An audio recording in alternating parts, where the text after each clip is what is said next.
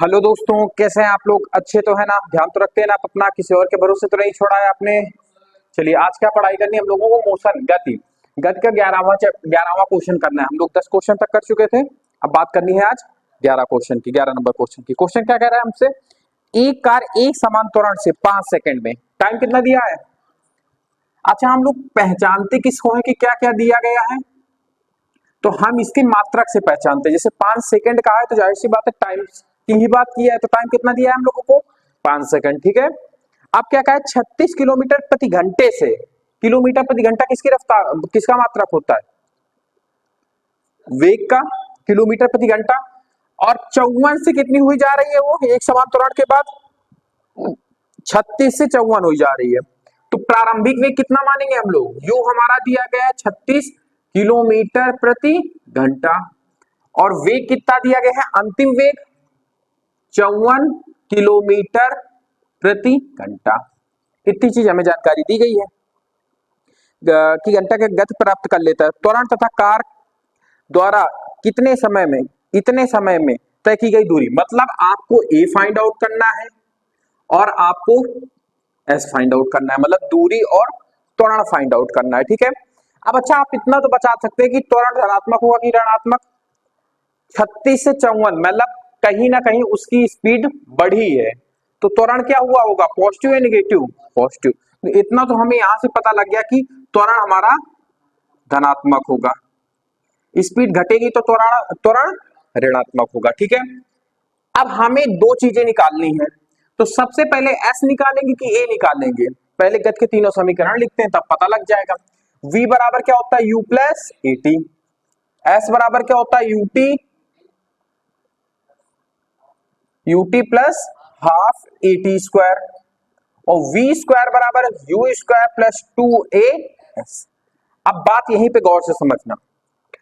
अब सब में आपको a दिख रहा है और हमें s निकालना है। अगर हमारे दिमाग में है कि पहले अगर हम s निकाले तो प्रॉब्लम क्या आएगी, ये समझना।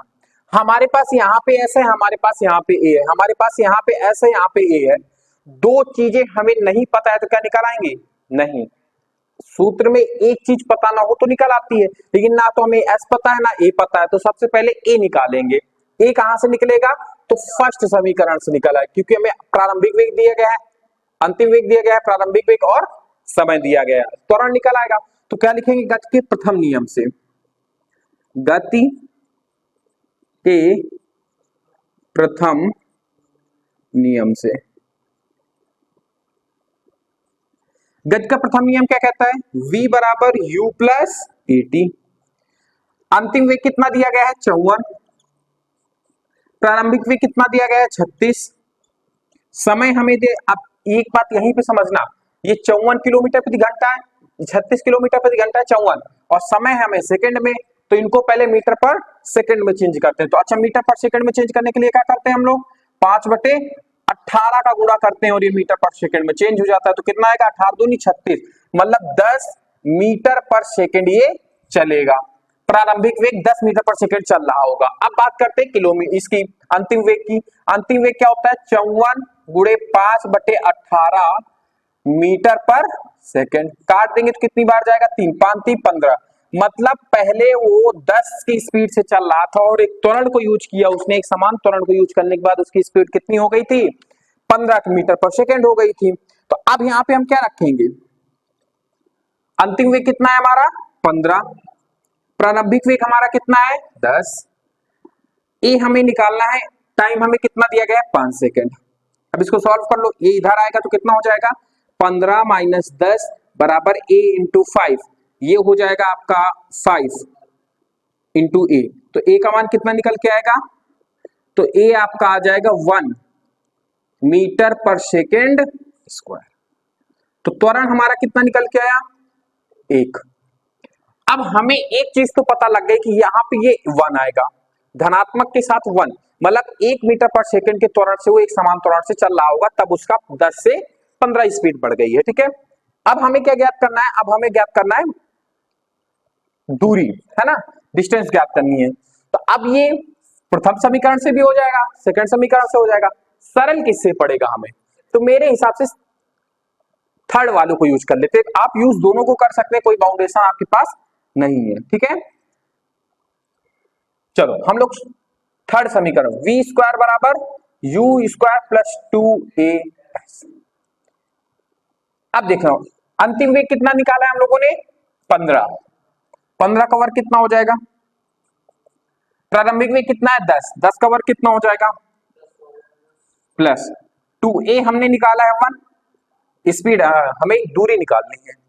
15 का वर्ग कितना हो जाएगा 225, 10 का वर्ग हो जाएगा 100, 2s आ जाएगा, इसको इधर खींचेंगे तो कितना हो जाएगा 125 2s, तो s कितना निकल के आएगा 125/2।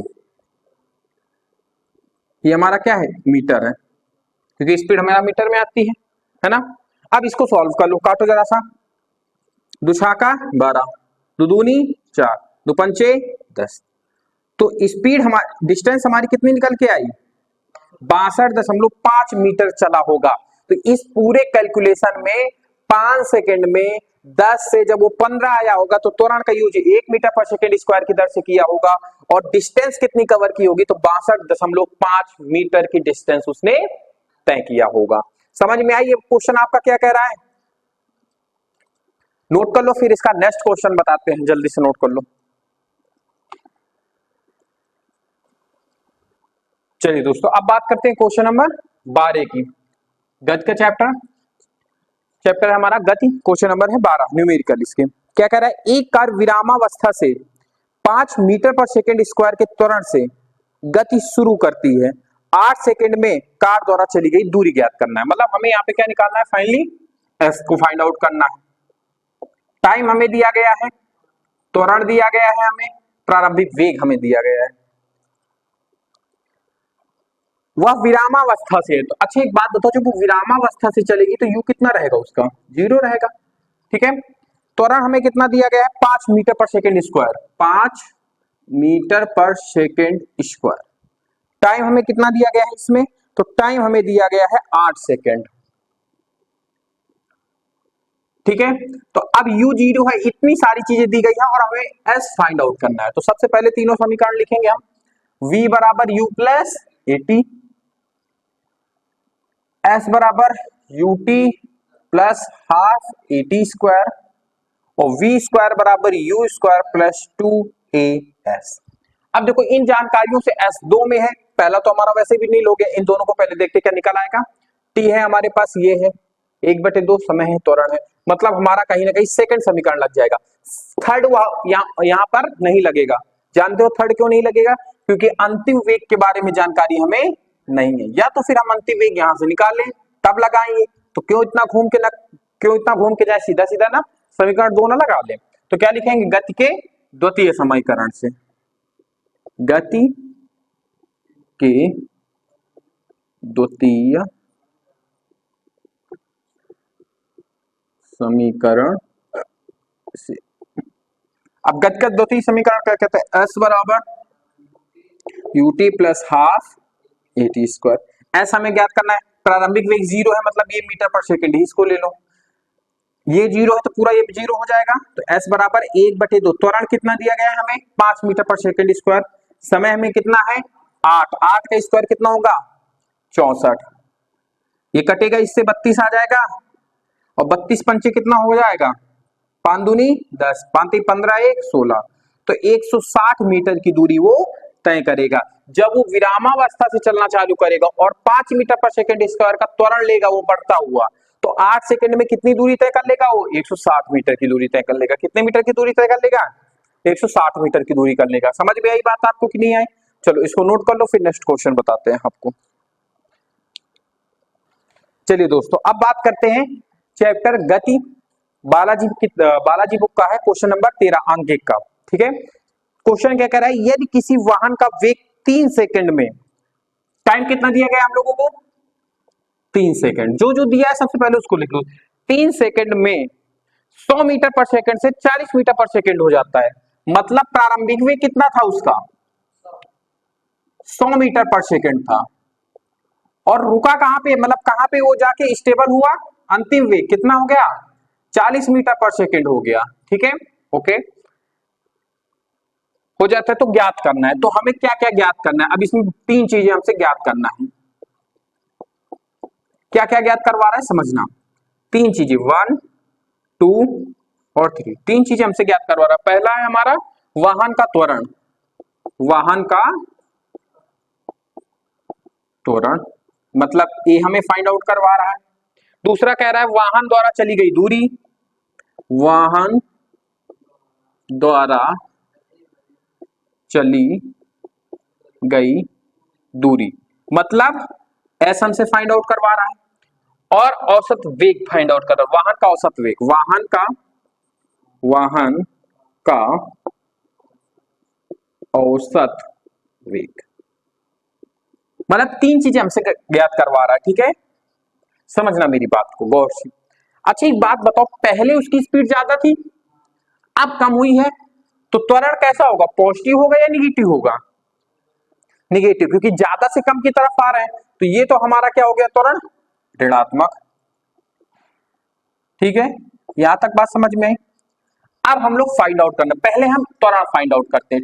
प्रारंभिक वेग, अंतिम वेग और टी, गति का कौन सा समीकरण लग जाएगा, प्रथम। गति के तीनों समीकरण क्या होते हैं, v बराबर u plus a t, s बराबर u t plus half a t square और v स्क्वायर बराबर u square plus 2a s. ठीक है, अब हम पहले को सॉल्व करना चालू करते हैं। पहला हमसे क्या कह रहा है, v बराबर u प्लस ए टी, गति के प्रथम नियम से प्रारंभिक वेग कितना है हमारा 100, अंतिम वेग 40। अच्छा ये भी मीटर पर सेकंड, मीटर पर सेकंड सेकंड, मतलब हमें चेंज करने का कोई जरूरत है नहीं। टाइम कितना हो जाएगा 3। अब ये इधर जाएगा तो घटेगा, 40 माइनस 100 बराबर a इंटू 3, ये कितना हो जाएगा घट के 60, वो भी माइनस का क्योंकि 100 बड़ा है, पहले भी पता लग गया था कि त्वरण नेगेटिव आना है। और 3 ये गुणे में इधर काय में आएगा, भाग, भाग में आएगा तो कितना हो जाएगा माइनस का 20 मीटर पर सेकेंड स्क्वायर का त्वरण लगाया होगा, तब उसकी स्पीड 100 से 40 आ गई होगी। क्या पहली चीज आपको समझ में आई। चलो अब बात करते हैं क्वेश्चन नंबर दूसरे की, वाहन द्वारा चली गई दूरी। अब दूरी किससे ज्ञात करोगे, अब इस बार हम दूसरे समीकरण से बताते हैं, है ना। दूसरा क्वेश्चन गति के द्वितीय समीकरण से, द्वितीय समीकरण से। अब गति का द्वितीय समीकरण क्या कहता है, s बराबर UT plus half a t square, s बराबर UT plus half a t square. s बराबर u कितना दिया गया है हमें, प्रारंभिक वेग 100 है हमारा, टाइम हमारे पास कितना है 3 सेकंड ले रहा है वो, प्लस 1/2, त्वरण हमने अभी अभी कितना निकाला है माइनस के 20 मीटर पर सेकंड, और समय कितना है हमारा 3 का वर्ग कितना हो जाएगा 9। ठीक है, यहां तक बात समझ में। अब इसी को सॉल्व कर लो, आपका आंसर आपके पास होगा, समझना। s बराबर ये 300 हो जाएगा, ये कटेगा तो ये 10 हो जाएगा, माइनस का कितना हो जाएगा 90, 10 में 9 को गुणा करेंगे 90, जब घटाएंगे तो दूरी कितना चला होगा वो 210 मीटर की दूरी उसने तय की होगी। ठीक है, कितने की दूरी तय की होगी 210 मीटर की। कैसे समझना, जब वो 100 मीटर पर सेकंड के वेग से चल रहा था, कुछ त्वरण लगाया, त्वरण हमारा कितना निकल के आया 20, त्वरण से वो अपनी स्पीड को कम करना चालू करता है। कितने समय तक कम किया, 3 सेकंड तक कम किया उसने। तो कम करने के दौरान उसने, भाई जब हम गाड़ी चला रहे होते हैं तो कुछ दूरी जाके गाड़ी रुकती है ना, इमीडिएटली तो गाड़ी रुक नहीं जाती है, थोड़ा डिस्टेंस लगता है उसको। तो कितना डिस्टेंस तय किया होगा 210 मीटर की दूरी तय की होगी, तब जाके उसका स्पीड कितना हो गया होगा 100 से 40 घट के आया होगा। ठीक है, यहां तक बात समझ में। अब हम बात करते हैं क्वेश्चन अपने तीसरे और लास्ट क्वेश्चन की। क्वेश्चन क्या कह रहा है, वाहन का औसत वेग। अच्छा औसत वेग क्या होता है, कुल दूरी बटे कुल समय। औसत वेग, अब वेग की बात है तो कुल विस्थापन लिखना ज्यादा अच्छा रहेगा, है ना। कुल विस्थापन बटे कुल समय। अच्छा विस्थापन कितना किया, जितना उसने दूरी तय किया, तो औसत वेग, कुल विस्थापन कितना है 210, समय उसने कितना लिया है 3, कितना आ जाएगा 70 मीटर पर सेकंड। तो उसने औसतन वेग उसका कितना कम हुआ था? 70 औसत वेग 70 मीटर पर। आंसर आ रहा है आपका? चलो ठीक है, समझ में आया ना? इस तरीके के क्वेश्चन कैसे करते हैं? देखो एक ही क्वेश्चन में 3 क्वेश्चन दिए थे, वाहन का त्वरण, और कोशिश ये करना कि जिस सीक्वेंस में आपको क्वेश्चन आपसे आंसर निकलवा रहा है, जैसे पहले में उसने त्वरण निकलवाया था, दूसरे में दूरी, तीसरे में औसत वेग, उसी सीक्वेंस में निकलते चले जाओगे तो आपको दिक्कत नहीं होगी। नोट कर लो, फिर नेक्स्ट क्वेश्चन बताते हैं। चलिए दोस्तों, अब बात करते हैं क्वेश्चन नंबर 14 की। चैप्टर है आपका गति मोशन, किताब है आपकी बालाजी। प्रेजेंट टाइम में भी बालाजी से करवा रहे हैं। इसके बाद जब इसके 20 क्वेश्चन खत्म, 19 क्वेश्चन इसमें खत्म हो जाएंगे तो आपके एनसीईआरटी भी हम करा देंगे। ठीक है, चलिए क्वेश्चन है 14। क्या कह रहा है? एक पिंड का प्रारंभिक वेग तथा त्वरण क्रमशः 6 मीटर पर सेकंड तथा 2 मीटर पर सेकंड स्क्वायर दिया गया है। मतलब प्रारंभिक वेग कितना दिया गया है हमारा? तो 6 मीटर पर सेकंड। त्वरण कितना दिया गया है? 2 मीटर पर सेकंड स्क्वायर। अब इसमें हमसे ज्ञात करवा रहा है कितने समय के बाद, मतलब हमें जो ज्ञात करना है कितने समय का मतलब क्या है? टाइम हमसे ज्ञात करवा रहा है। पहला तो हमें टाइम फाइंड आउट करना है, और अंतिम वेग भी देखो इसमें दे दिया गया है 20 मीटर पर सेकंड, और हमें सेकंड में ज्ञात करना है दूरी कितनी चलेगा, मतलब ऐसा में कितना ज्ञात करना है। ठीक है, तो अब वही घिसा पिटा नियम। सबसे पहले हम क्या यूज करेंगे? गति के तीनों नियम। गति के तीनों नियम, गति के तीनों नियम क्या होते हैं? v बराबर u प्लस एटी, s बराबर ut plus half eighty square, और v स्क्वायर बराबर u स्क्वायर प्लस 2as। ठीक है, यहां तक बात समझ में आई? तो इसमें कौन सा समीकरण लग जाएगा t निकालने के लिए? प्रथम समीकरण लग जाएगा। क्यों? क्योंकि हमारे पास अंतिम वेग है, प्रारंभिक वेग है और त्वरण है। t हमें निकालना है, प्रथम समीकरण लग जाएगा। तो क्या लिखेंगे? गति के प्रथम नियम से। अब गति का प्रथम नियम क्या कहता है? v बराबर u प्लस एटी, अंतिम वेग कितना है? 20, प्रारंभिक वेग है 6, त्वरण हमें दिया गया है 2 और टाइम हमें निकालना है। अब ये जब 6 इधर आएगा तो कितना हो जाएगा? 20 माइनस 6, 2 इंटू टी, मतलब 14/2, और ये टाइम कटेगा तो कितना निकल के आएगा? 7 सेकंड। तो समय हमारा कितना निकल के आ गया? 7 सेकंड का। यहां तक बात समझ में आई आपको? चलिए अब हम सेकंड में निकालते हैं s। अब हमारे पास टाइम है, त्वरण है, प्रारंभिक वेग है, अंतिम वेग है। हम द्वितीय समीकरण लगा देते हैं। कौन सा समीकरण? द्वितीय समीकरण। तो क्या लिखेंगे? गति के द्वितीय नियम से। गति के द्वितीय समीकरण से। गति के द्वितीय समीकरण कहते हैं s बराबर ut plus half eighty square. तो s प्रारंभिक वेग कितना था हमारा? 6, समय हमने कितना निकाला? 7 सेकंड का। 1/2, त्वरण कितना है? 2, 7 तो स्क्वायर हो जाएगा 49। अब इसी को सॉल्व करना है, तो ये इससे कट जाएगा, 7 छंग 42 प्लस 49, तो इसको हम जब जोड़ेंगे तो कितना आ जाएगा? 91 मीटर। कितना आ जाएगा? 91 मीटर। शायद इतना ही आपका आंसर इसमें दे रहा है, 7 सेकंड और 91 मीटर। तो समझ में आया आपको? जब उसका प्रारंभिक वेग 6 मीटर पर सेकंड होगा और वो अपने वेग को बढ़ा के कितना लेके जाएगा? वो 20 मीटर पर सेकंड, और त्वरण कितने का यूज करेगा? 2 का। तो कितना समय लगेगा इस पूरी प्रक्रिया में? 7 सेकंड का। और दूरी कितनी तय कर लेगा वो? तो 91 मीटर की दूरी तय कर लेगा। समझ में आया आपको? नोट कर लो, फिर नेक्स्ट क्वेश्चन बताते हैं आपको। चलिए दोस्तों, अब बात करते हैं क्वेश्चन नंबर 15 की। चैप्टर है आपका गति, बुक है आपकी बालाजी। ठीक है, क्वेश्चन क्या कह रहा है? 15, एक रेलगाड़ी 72 किलोमीटर प्रति घंटे की चाल से चल रही है। ठीक है, पूरा पढ़ते तब समझ में आएगा आपको।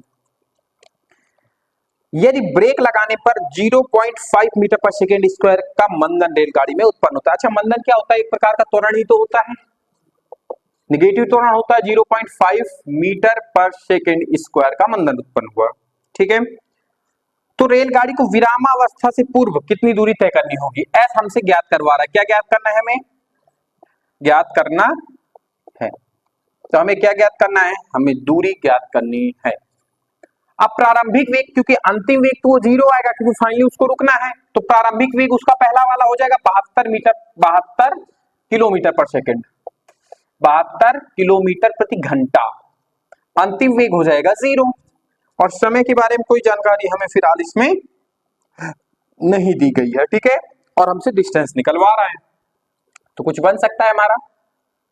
चलो गति के पहले तीनों समीकरण लिखते फिर हमें पता लगेगा। v बराबर u प्लस टी। तो जिसमें जिसमें क्योंकि समय हमें दिया नहीं है तो जिसमें जिसमें समय नहीं दिया उसको हम पहले ही रिमूव कर देंगे। तो ये तो लगने से नहीं रहा, इसमें समय आ गया है। ठीक है, अब हम बात करते हैं क्वेश्चन समीकरण दूसरे के। s बराबर ut plus half a t square, इसमें भी t आ गया, ये भी खत्म। v स्क्वायर बराबर u स्क्वायर प्लस 2as, तो कौन सा हमारा लग जाएगा? तीसरा समीकरण। तो क्या लिखेंगे? गति के तृतीय समीकरण से,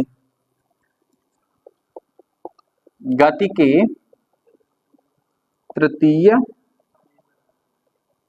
समीकरण से। गति का तृतीय समीकरण क्या होगा? v स्क्वायर बराबर u स्क्वायर प्लस 2as।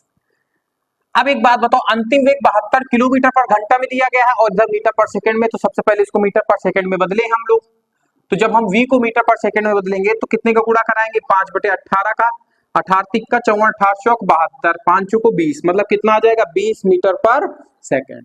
तो हम यहाँ पे क्या लिख देंगे? प्रारंभिक वेग कितना होगा? 20 मीटर पर सेकंड। ठीक है, यहां तक बात समझ में आई आपको? चलो, तो प्रारंभिक वेग कितना है? 20 मीटर, ये जीरो हो जाएगा, इसको जीरो रख देते हैं। प्रारंभिक वेग कितना है हमारा? 72 मीटर पर सेकंड। अच्छा एक बात बताओ, जब ये मंदन की बात कर रहा है तो निगेटिव चिन्ह आना चाहिए इसमें कि नहीं आना चाहिए? मंदन का मतलब ही होता है ऋणात्मक, तो इसको माइनस कर देते हैं। प्रारंभिक वेग कितना दिया गया है? 20 का स्क्वायर प्लस माइनस माइनस, क्योंकि ये माइनस का 0.5 इंटू 2 और इनको हमें दूरी ज्ञात करनी है। कितना हो जाएगा? ये 400 हो जाएगा। कितना हो जाएगा? 400। 5 दूनी 10, मतलब 1 आ जाएगा इंटू एस। तो एस हमारा फाइनली कितना निकल के आएगा? 400 मीटर। तो इस पूरे कार्यक्रम में ट्रेन कितनी दूरी तय करेगी? 400 मीटर की दूरी तय कर देगी। ठीक है, जब उत्तरण 0.5 मीटर पर सेकेंड स्क्वायर का यूज करेगी, प्रारंभिक वेग होगा उसका 20 मीटर पर सेकेंड और अंतिम वेग जब उसको बिल्कुल रुकना होगा तो उस बीच उसने जो दूरी तय की होगी वो 400 सेकंड में दूरी तय की गई होगी। अच्छा, आपसे पूछा जाए कि टाइम कितना लिया होगा, तो टाइम भी तो निकाल सकते हैं हम लोग किस समीकरण से? अब सेकंड समीकरण से निकाला है, क्योंकि हमारे पास दूरी है, प्रारंभिक वेग, अंतिम वेग, त्वरण। सेकंड समीकरण का प्रयोग करके टाइम भी आप निकाल सकते हैं यदि आपसे वो पूछता तो। ठीक है, नोट कर लो, फिर आगे क्वेश्चन बताते हैं आपको।